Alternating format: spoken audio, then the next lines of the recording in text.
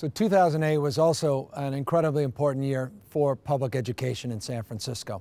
As many folks know in our city, we established a framework of support for our public schools that we think is a model for others. And it's called a partnership for achievement. It was a memorandum of understanding, an MOU between the city and county of San Francisco and the independent school district. Rather than trying to take over a school board as some mayors are doing, and I don't necessarily criticize that, it's just for me a solution in search of a problem, we decided to partner with our school district. We decided to put a framework of understanding of areas where we felt we can become more collaborative, more supportive. We have a $6.5 billion bureaucracy.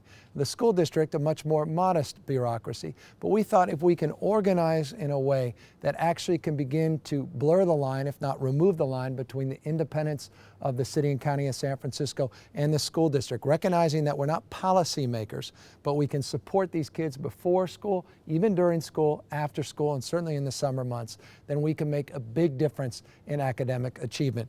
And you can see some of the areas where we have been supporting our school district. In these additional areas, which I'm going to amplify here in this segment of our 2008 State of the City.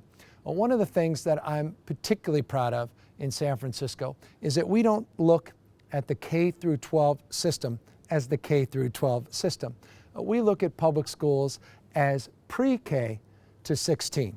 The idea that it's kindergarten to 12th grade is, to me, anathema to the conditions and the challenges that exist around us, not just internally as it relates to making sure that we have kids graduating from our schools that can get jobs within the city and county of San Francisco, but even within the state of California or this country. In order to compete, we need to focus on getting our kids prepared to get into kindergarten, and then make sure they're prepared to get into the real world by focusing on our K through 12 education system and moving it to a K through 16 education component focus. And so that's the idea of P to 16 versus K through 12, and that's another principle of our partnership for achievement. Again, that principle starts with that P, which is preschool. This is a city, I couldn't be more proud of this. San Francisco is the first city in the state of California to initiate universal preschool. We started it a number of years ago. We initiated it in just 4 zip codes in our city, and now we have universal preschool that we've rolled out to all the zip codes in our city, and we believe in early 2010, not that far from now, that we'll have fully implemented preschool for all of those that look to source it and need it. But we did already in 2008, this year, roll it out into every zip code in the city and county of San Francisco. One of the things that we recognize is that we, in order to achieve any real results as it relates to the achievement gap, particularly for African American students and Latina students, that we've got to prepare our kids for kindergarten. We had RAND come in and did a study, a survey of preschool programs, even childcare programs with a schooling component up and down the state of California. No one scored particularly well outside of our own city, and as you can see, San Francisco was identified as a bright spot. Doesn't surprise a lot of us because we've been investing an enormous amount into our preschool system. You can see here in 2005, 2006, just $3.3 million invested. In this last year, we've invested $11.25 million, $11,250,000 into our preschool for all programs. So every year we're ramping it up. We'll be there by 2010. Again, a model, I think, for the rest of the state, arguably for the country. I'm not sure that there are that many cities, if any. I know Denver has a version, maybe 1 or 2 other cities has a version of universal preschool, but I don't think any as robust and comprehensive as the city and county of San Francisco. Again, not K through 12, pre-K to 16, and we'll focus on that as we move forward. And one of the areas that we're moving forward to advance that focus is something called San Francisco Promise. This is an idea that every 6th grader in our public schools should be guaranteed a 4-year college education. Again, pre-K to 16. Now, how do you guarantee a 4-year college education? How do you afford to do that And where are you sending all of those kids? Well, we decided to come together with the CSU system, California State University system. And we actually asked them to allow San Francisco to become a pilot city through San Francisco State University to engage in a partnership similar to the partnership that we've engaged in with the public schools, but with our state university system, and to build capacity and opportunity for all our sixth graders and make sure that they have college prep courses, to make sure that they are acquainted with the opportunities that exist outside of just graduation day as a senior in our public schools. And we've developed in a way to amplify that parent workshops, tours, and training programs that we believe could become a model for the state of California. This is a really exciting program, and it's a program, just incidentally, that as it was initiated this year already allowed us to do something that we never thought we could do before, and that is, may not seem like a lot, but it is significant.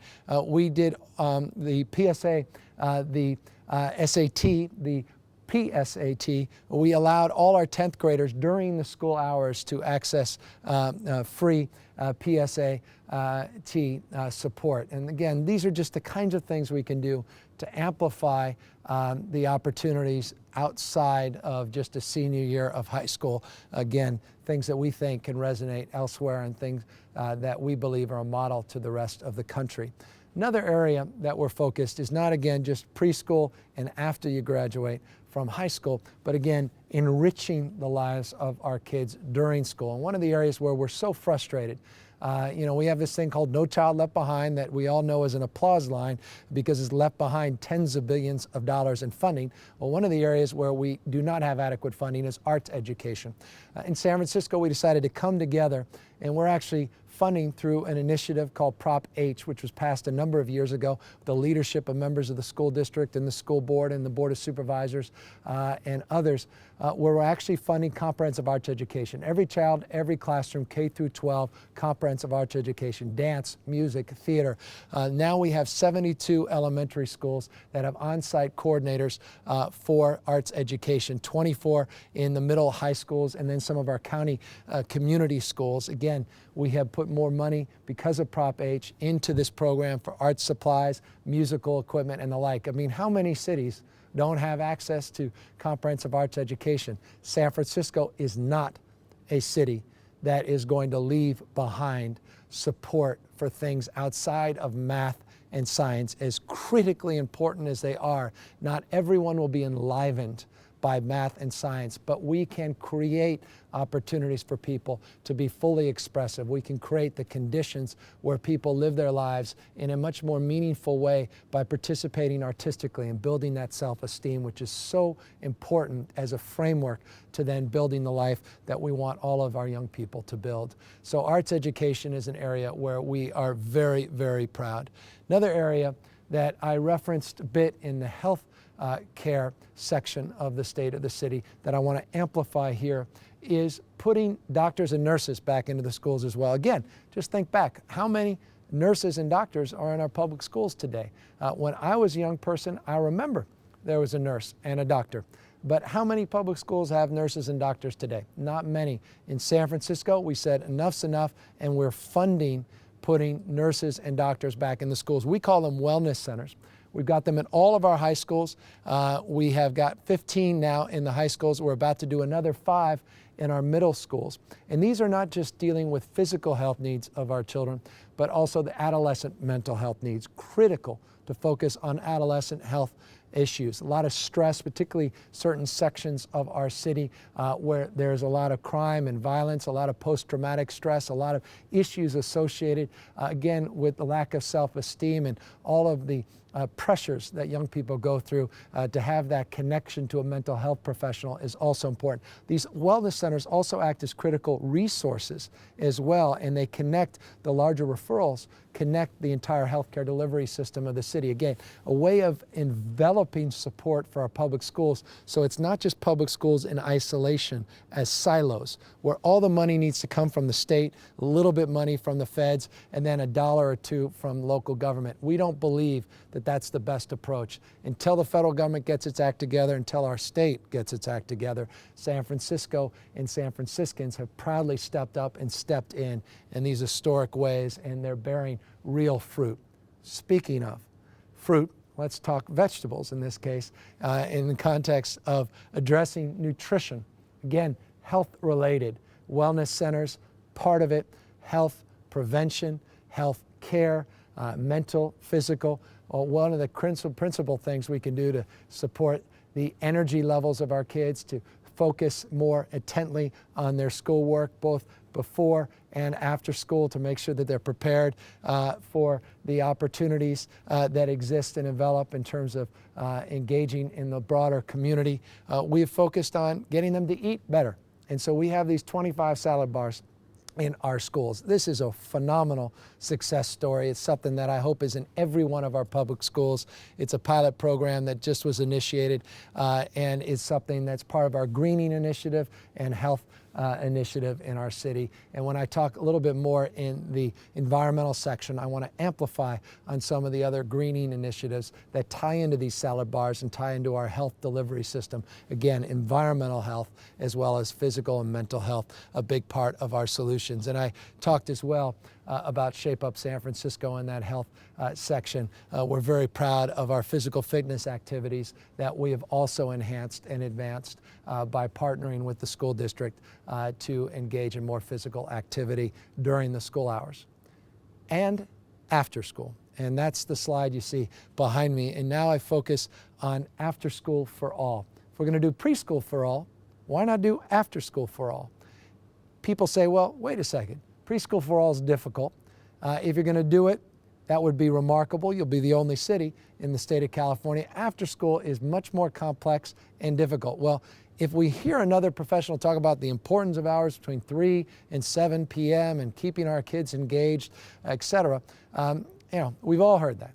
What are we doing about it? Well, I couldn't be more proud that we have an initiative, a real initiative, to provide comprehensive after-school programs for all of our kids universally by 2010. And I want to say that we are on pace to meet that goal in 2010. This is a remarkable effort and initiative. Department of Children, Youth and Family, a good work of the entire team over there, Margaret Brodkin and others that have committed themselves to this effort. A lot of advisory committees, again, a board of supervisors that's enlightened on this, a city that says we could do more and do better. Let's raise the bar, and that's what we're doing. Again, not just preschool, not just four-year college education, not just in enriching with arts education and wellness opportunities, but also after-school opportunities. Again, we think a model for the nation. Another area where we need to do more and do better is supporting our teachers. We all pay lip service to supporting our teachers, but we need to do more than lip service. We need to support them by giving them more money and by recognizing their self-worth and their commitment and contribution by supporting them as well. I couldn't be more proud of this, that we established a program that you would think was done years and years ago, and that is a Teacher of the Month award. Just simple recognition. Again, I'm going to talk about money in a second, but this wasn't really about money. It was just about saying thank you to our teachers. There's no one more important when a child steps into a classroom. Nothing more important and no one more important than the teacher to academic achievement. It doesn't matter how good your parents are, doesn't matter how rich you are, it doesn't matter the color of your skin. What matters more than anything else is your teacher. So we better reconcile the fact that we're not paying them enough and we're not supporting them enough. One of the things we started just a couple years ago is this Teacher of the Month award, and we've recognized now 17 outstanding teachers. And we have an awards ceremony, and it's just a wonderful thing. We do give them some money, and we give them some certificates, massages we've done a little bit of everything. but it's something that I'm very, very proud of. And I want to thank Michael Milken and the Milken Family Foundation. Recently, they did a teacher award. They do this on an annual basis, 80 teachers they did throughout the United States of America. They picked a teacher at Visitation Valley Elementary School, Mindy Yip, who received $25,000 bonus. Talk about recognition just this last week in San Francisco. We are not doing that much, but again, it's that same spirit, and it's a spirit that I think we can, again, elevate and continue to contribute to by simply just thanking folks and complimenting a job well done. And there's a lot of teachers to be thankful for and a lot of teachers that should be complimented, as there are principals that are doing extraordinary work. You know, I walk into schools, I go every single week and I visit the schools. I've been doing this since the day I became mayor. Sometimes 2, sometimes 3 schools a week. You can always tell how good a school is performing by the art on the walls and by the first observation right when you meet the principal and how engaged and enthusiastic that principal is. They create the conditions and the environment that allow the teachers to flourish and our kids to prosper as well. And so we initiated a similar program for our principals, and that's something, again, doesn't cost money, but that needs to be done, and I think we need to be doing more of into the future. Now, again, let's talk about our teachers in the context of money beyond just these recognitions, but substantively every single day, not just those that are performing at the highest of the high levels, but everybody else that's struggling to perform at higher levels or struggling to make ends meet to stay in San Francisco to teach or to justify their commute into San Francisco, which is not easy to teach in our school district. The voters of San Francisco just passed overwhelmingly Prop A, which is the Quality Teacher and Education Act. This is an opportunity not only to support our teachers, again, financially, but to support them through ongoing education. And it incorporates some new accountability strategies as well, which again is a trade-off. We can do more by offering more and by demanding a little bit more in return. And this was negotiated with Dennis Kelly and the Teachers Union. It was negotiated with the school board and the city. Our new superintendent was doing a great job, Carlos Garcia. Everyone came together, and it was because of that unified front and the support of philanthropists like Warren Hellman that this initiative passed as overwhelmingly as it did. And here's what it does. It's $28.5 million a year for teachers' raises, professional development. Again, you see technology and innovation as a part of it. And the opportunity is baseline for teachers, $5,000 base salary increase, which is significant. Again, how many of us have heard about all these cuts in education? Teachers can't get paid enough. Here we are in San Francisco in this economic climate. We're paying our teachers $5,000 more just as baseline salary. But we also added these other provisions that if you support our needs in supporting a focus on hard-to-staff schools and you're a teacher and you want to go there, we're going to give you another $2,000. You got a subject matter that no one really is teaching to and you want to teach that subject, you get another $1,000, $2,500 if you actually get some ongoing education, a master teacher.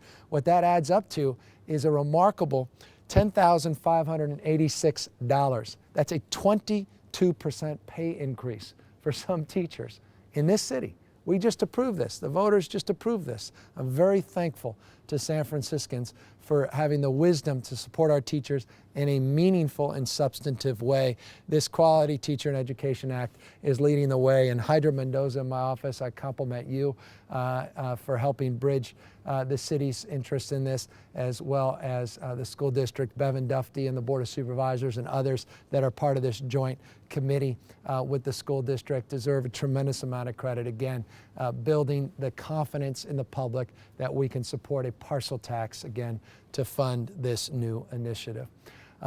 One of the other initiatives that we're funding through our Partnership for Achievement is these shared spaces for youth. We are looking at opportunities to build capacity. You know, you got a school day that begins and ends at a certain time, and during the summer months, it's basically locked down. But these are community assets, and we want to begin to share the space in the school district with the citizens of San Francisco and vice versa, share public spaces outside the school district with the school district themselves. And we've been doing that with this new shared playground initiative, where we're actually taking playgrounds that are school playgrounds and that are locked up after school and keeping them open. We've got 12 of these now. Carmen Chu, our supervisor, led the way in terms of supporting this opportunity to increase capacity at our playgrounds. We think that we can do more with this into the future. I can't tell you, this took about, I've been in local elected office, I think 12 years, almost 13. It took about that long to finally get the school district and the city to come together, the attorneys and everybody else. Not every community wants this. We actually had one community say, absolutely not. That school is locked down after school. It's our school. We don't trust the kids outside this school to take care of that playground. But in most cases, it's really worked. And we think, again, it's a model. Another model is Parent University through our communities of opportunity. And I'll talk a lot about that in our poverty section. We're actually at Malcolm X Academy creating opportunities for parents to get more support so they become better parents and they can get financial literacy training, they can get support for their own academic needs and to help them raise their children as well. And that's another way of using the schools in the evening hours as anchors to the community. And that couldn't be more exampled than by this new Mott grant. Providence, Rhode Island, and San Francisco, the two cities to get this grant that allow for learning opportunities in the school district. We got hundreds of thousands of dollars in this grant, but looking at the city schools as community hubs and building on some of these principles that I've exampled, but taking it to a whole nother level. And this is, again, something as a preview. The grant money's just coming in, but this is something for next year that I think will pay great dividends. It's something that I'm very proud of in terms of exercising the grants. Department of Children, Youth, and Family, again, leading the way, working with the school district to build on that capacity. We're also doing the same with our greening exercises, and I'm going to talk a lot about this in the environmental section. But one of the areas we've just initiated is a service learning around the environment, a new curriculum. We've got a new director of the environment at our public schools they're just doing a great job over there now. They're doing a lot more field trips, 611 environmental field trips, more presentations on preservation and water issues, and composting assemblies, which is really important. That's something, again, I'll talk a lot about in the environmental section, our new composting strategies. All of this, again, making our kids more in tune with the world around them, literally, not just figuratively, and something that I'm very proud of is made a big impact in this last year. Green schools, amplifying on the service learning and the environmental initiatives. You'll see that we've already converted our diesel fleet. The school district has to 100% biodiesel. We'll be talking a lot about that again in the transportation section of the State of the City as well as the environmental section. Solar, we've got 18 installations. I thank PG&E for their support of these installations on schools. We got a lot more. We got these 30 school gardens, and we've got these new money coming from our bonds that will fund even more school gardens. Again, the composting, which we'll talk a lot more about. Already 70 schools are doing composting of food waste. So we talk about those salad bars. What do they do with that broccoli that they didn't actually eat?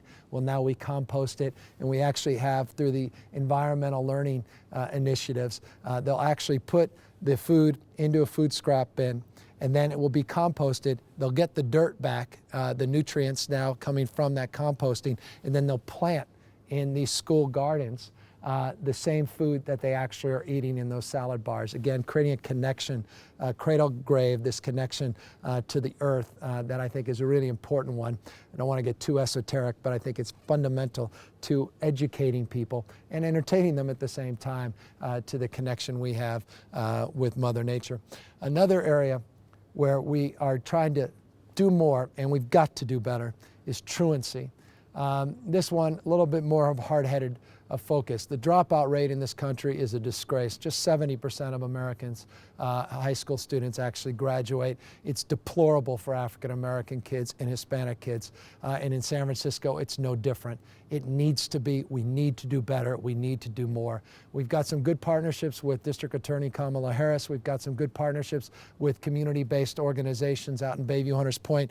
One of them is this new Center for Academic Reentry. We call it the CARE program. 60 youth. It's not enough. but it's a good start, have been served, and we're seeing some progress. We've got some school attendance reviews that are happening with this new review board in the Stay in School Coalition. But I recently went out with my friend Patricia, the principal over at Balboa High School. I got so frustrated that we actually started knocking on doors together. We started out in Sunnydale housing projects to try to get these kids to school.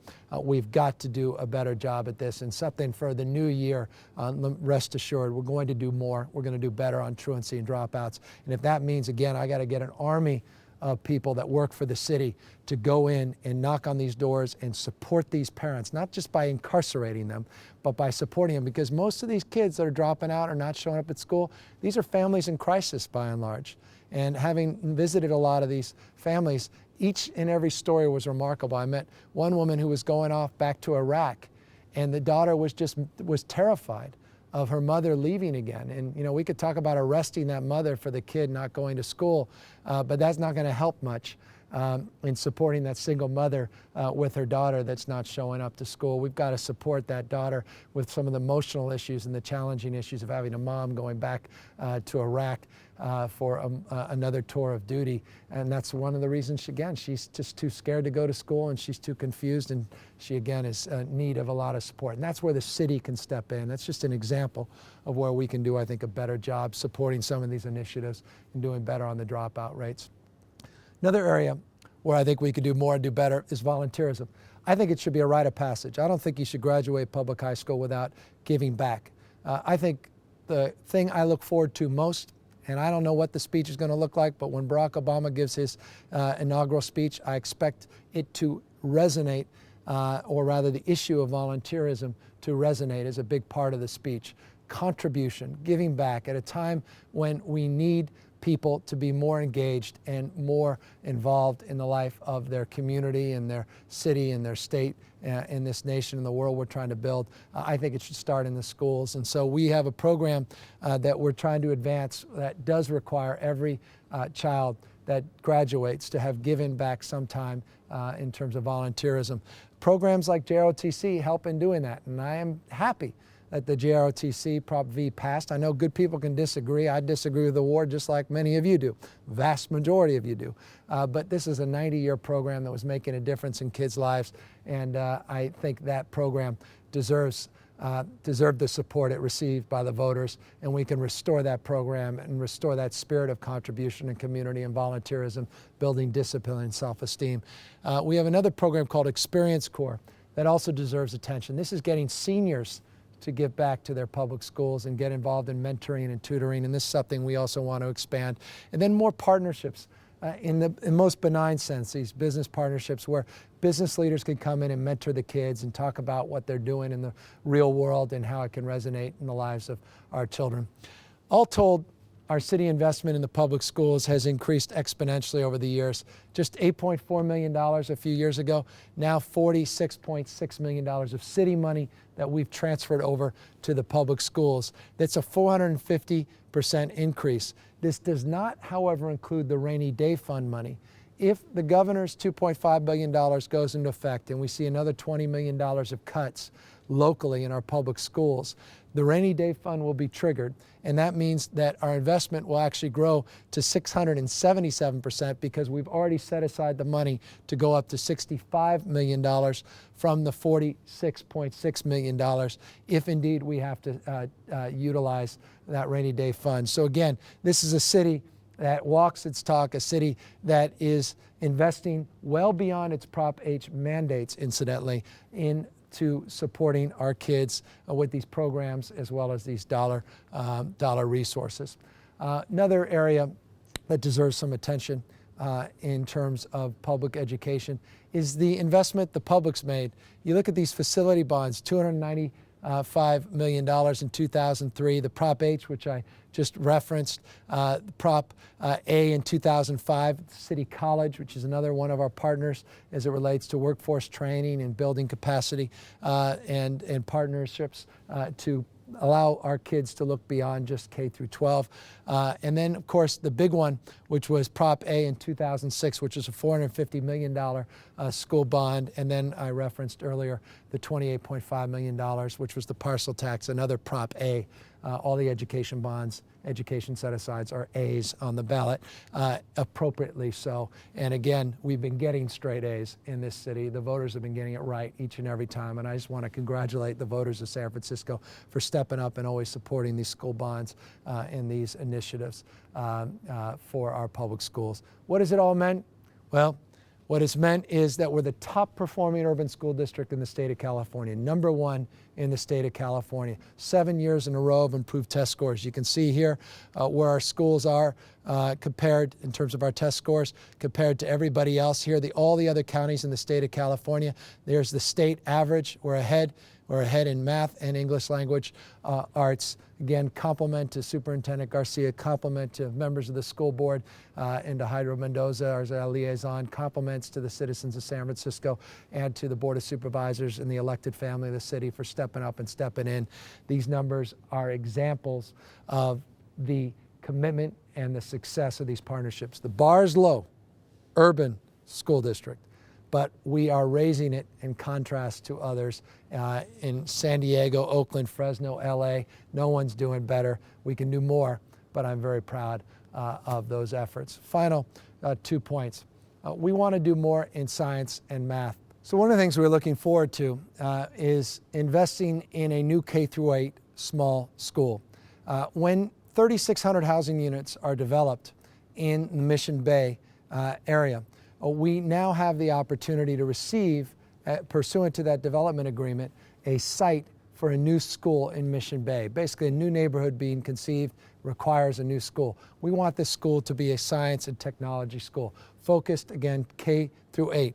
One of the things we want to add to the school is we want to create a science center so that high school students can also access the school and teachers can access the school site for professional development. Again, anchored in the heart of Mission Bay, where some of the most innovative companies in the world are operating, where our stem cell research center is operating, where UCSF's 43-plus acre Mission Bay campus site exists. What an ideal space to lead the nation with an innovative K-8 program. I mentioned this in my State of the City a couple years ago. I want to say that there's a lot of progress that's being made. In 2009, I hope that we initiate the progress in a formal way by getting the memorandums of understanding signed between not just the school district and the city, but institutions of higher learning that can also take advantage of this, the community college, the state university system, the UC system, UCSF as well.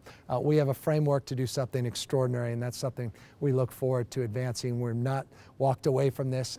We're absolutely committed. And again, 2009, I think, is when we'll get most of that done. So again, we want to continue our efforts in advocacy to lead by example. We want to continue with the new Speaker of the House and a new President to advocate for federal resources and investments that could pay great dividends and that could be models that could be scaled in other cities. Again, we love to be the first out front. We talked about SF Promise.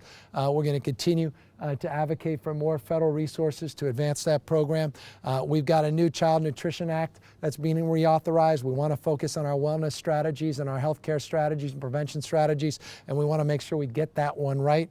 We also have some legislation that we're supporting at the state level about data and dropouts and truancy to make sure everybody at least gets the same measurements and that we're all on the same page. And we want to focus on this educational roundtable where Mayor of Fresno, Gene Autry, and others have been working to get more support between the governor's office, superintendents, and mayors up and down the state. And we've got a new initiative on truancy that we're advancing at the state with this education roundtable. And finally, the reduced and free lunch program. Look, we're a high-cost place to live, and we need to get more support for our free and reduced lunch program. Hawaii and Alaska have some benefits that a lot of states and cities don't receive. We think San Francisco should be considered for those same benefits, and that's another area they'll be focusing on. So all told, the state of education in San Francisco can be better, but we're doing very well. Top performing urban school district in the state, a partnership that we believe is an envy for the rest of the nation. Pre-K to 16, we think this city is moving in the right direction. We appreciate the public's patience in terms of getting the school district where it needs to go, but I'm feeling very good about the state of the district in contrast to where we were even just a year or 2 years ago. We look forward to doing more into the new year.